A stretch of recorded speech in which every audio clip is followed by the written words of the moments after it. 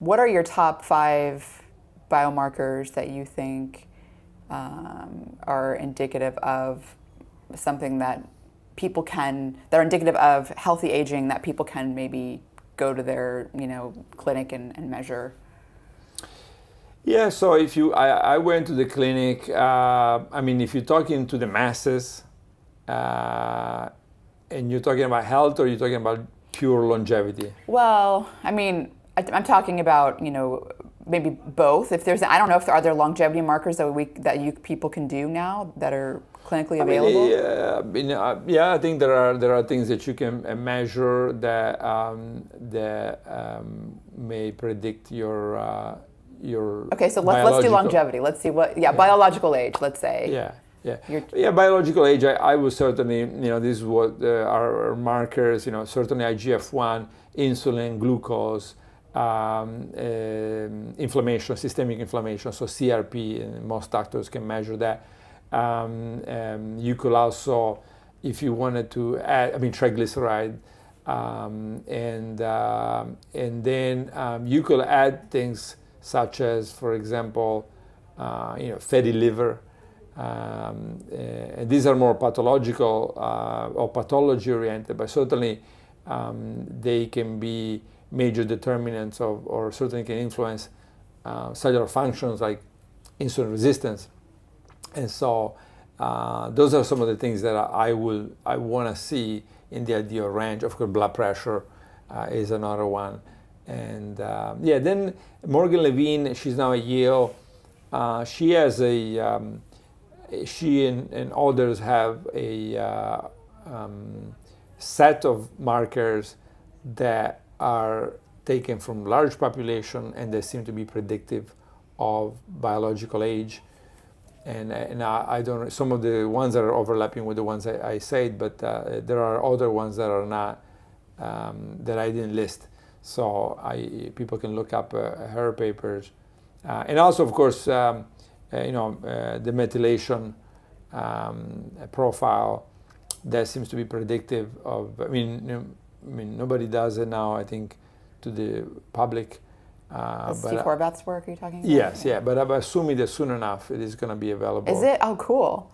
Yeah, I saw that. Please let me know when it is, because I'm very interested. I saw there are commercials now about telomere measurement at home, right? So Yeah. So now I'm assuming that soon enough people are, at least the doctor will have the ability to assess methylation patterns. Yeah. So cool. So you have a new book out called The Longevity Diet, which is the longevity diet.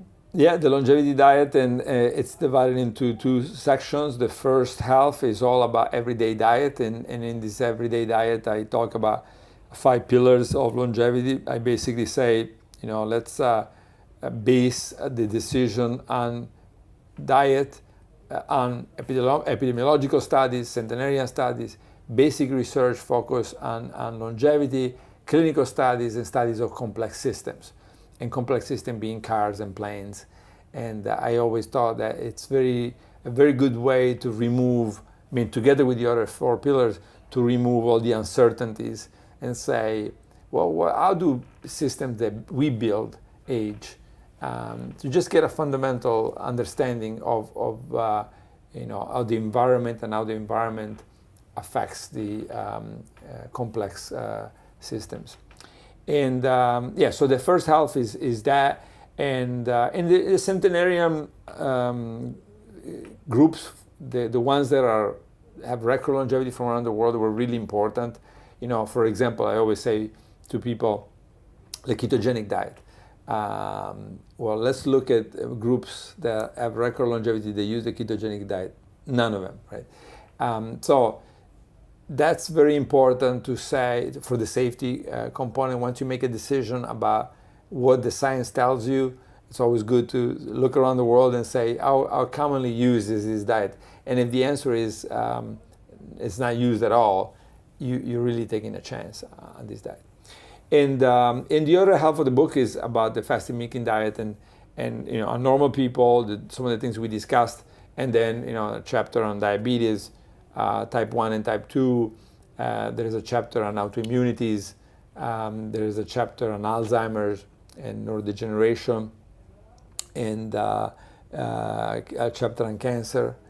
So it goes through all the major, and a chapter on cardiovascular disease, all the major diseases, and tries to, mostly based on data out there, and combine it with what we learn to try to provide people with complementary intervention. So, for example, if you look at diabetes, it basically says, well, here's what you could do every day, but then you can introduce the periodic fasting mimicking diet.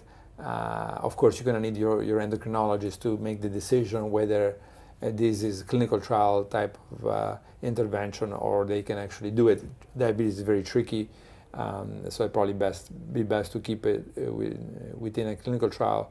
But some endocrinologists may be experienced enough to follow their own patients and allow them to do it. That's very cool. I think that's the fasting mimicking diet being used as a metabolic treatment for various diseases that you just mentioned. Obviously, many of them need to be under the care of a physician. Is a very promising field because as we're learning now, metabolism plays a major role in not only causing these diseases, but also in the treatment and how some of them respond to treatment. Yeah, and again, it's not just metabolism. Really, we're looking at the ability an evolved self-repair mode, right? So, almost every disease, let's say that you have high cholesterol, what do? We block cholesterol synthesis, right?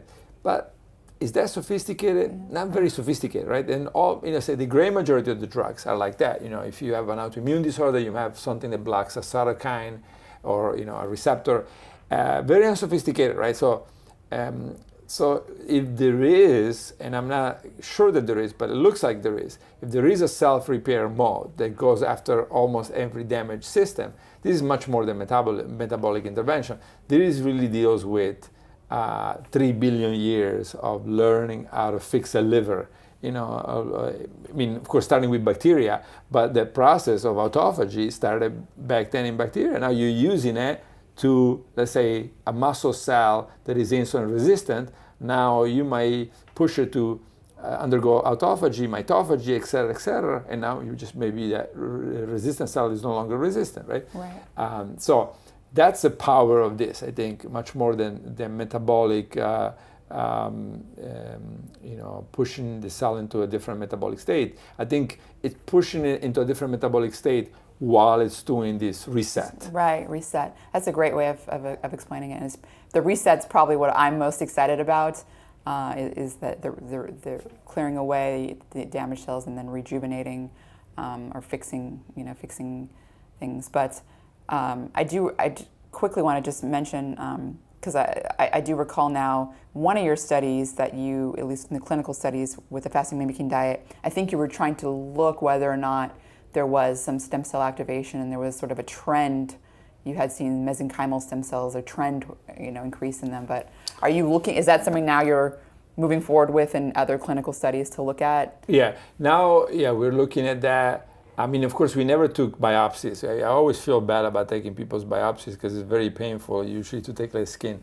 So we had blood, and it's not so easy to measure circulating stem cells. Now techniques are getting better, right. And so I think hopefully now we can have a better look at the circulating one. But we're definitely going to look at, I think in the trial that we're now doing with athletes, we're doing a trial with athletes in the University of Verona in Italy. I think as part of that we have biopsies, muscle biopsy. And so that we should give us a better idea about at least some tissue-associated stem cells, satellite cells, for example. I'm so excited. I'll definitely be following your research.